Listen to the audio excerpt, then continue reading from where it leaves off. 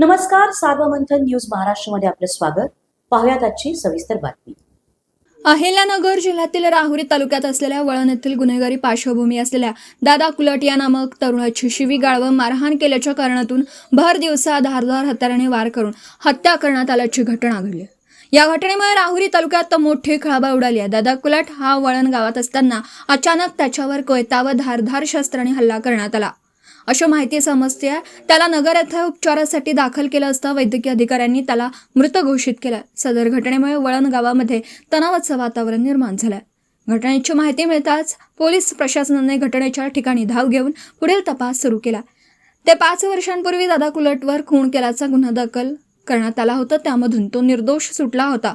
याबरोबरच त्याच्यावर वेगवेगळे अनेक गुन्हे दाखल असल्याचं पोलीस सूत्रांकडून समजतं.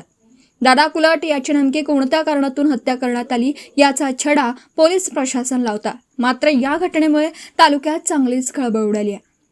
सार्वमंथन न्यूज महाराष्ट्र, राहुरी, अहिल्यानगर.